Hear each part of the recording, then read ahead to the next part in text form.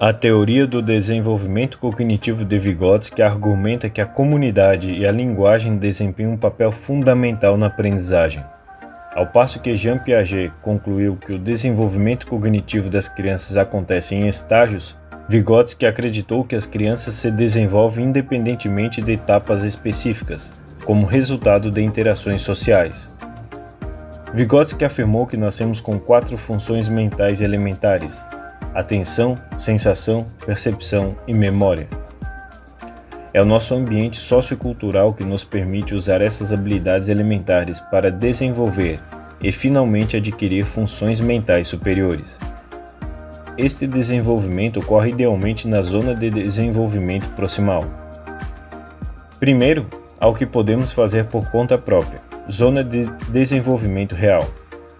Depois, há a zona de desenvolvimento proximal, que representa o que podemos fazer com a ajuda de um adulto, de um amigo, da tecnologia ou do que Vygotsky chamou de outro mais conhecedor.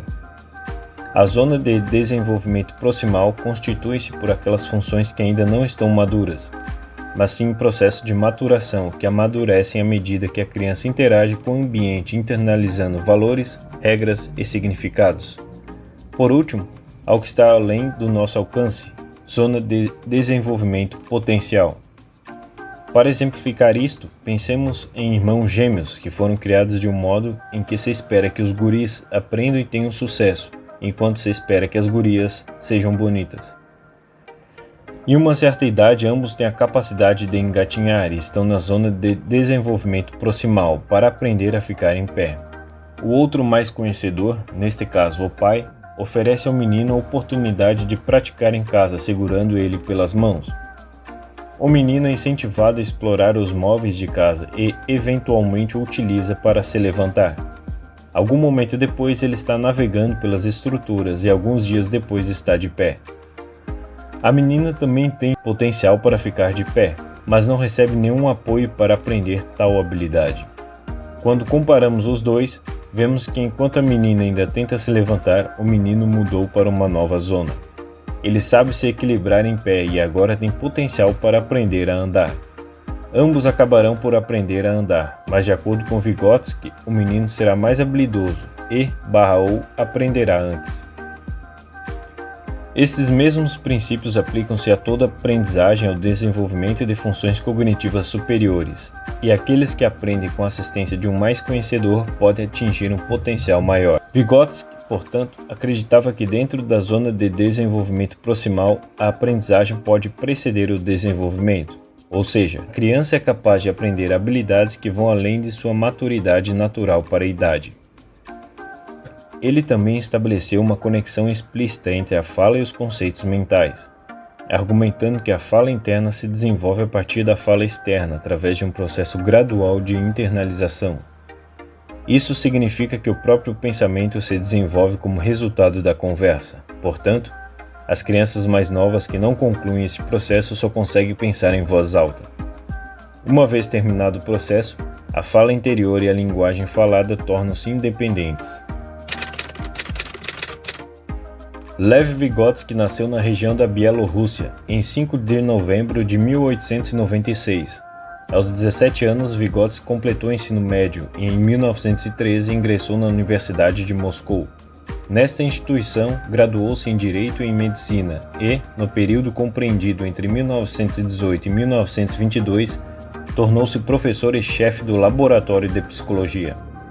Em 1926, Vygotsky organizou um laboratório médico-pedagógico com o objetivo de realizar estudos com crianças atípicas a partir das pesquisas em defectologia. Vygotsky estrutura sua teoria com ênfase na contribuição sociocultural, da integração cultural e da dimensão histórica, com forte influência marxista e pavloviana. Se reconhece que as teorias desse cientista se fundaram a partir das vivências e experiências de um cenário marcado, notadamente pela pós-guerra, Primeira Guerra Mundial e pela Guerra Civil na Rússia. Vygotsky morreu precocemente vítima de tuberculose em 11 de junho de 1934, aos 37 anos. Apesar de ter vivido pouco, se tornou um dos maiores psicólogos do século XX. Escreveu várias obras. dentre elas A Formação Social da Mente, em 1962, e Pensamento em Linguagem, em 1934. A morte prematura interrompeu o trabalho de Vygotsky, mas suas ideias não foram esquecidas. Ele deixou conselhos aos educadores, visando proporcionar a socialização entre os alunos para poderem pensar por si próprios. E sabe-se que, após sua morte, foi aclamado como um dos principais pensadores de seu tempo, com suas teorias que auxiliam de forma categórica a área da psicologia e da pedagogia a compreender e operar o processo de desenvolvimento infantil escolar e pré-escolar. O que você acha? Uma criança pode aprender alguma coisa independentemente de quaisquer pré-requisitos de desenvolvimento? E aprendemos apenas através de contextos sociais e culturais? Esse sim. Você acha que é apropriado que alguém com mais conhecimento determine o que uma criança deve aprender a seguir? Compartilhe sua opinião nos comentários abaixo. Este vídeo é uma adaptação e tradução do vídeo do canal Brotos, chamado Teoria do Desenvolvimento Cognitivo de Vygotsky nas Relações Sociais. O link para o vídeo está na descrição.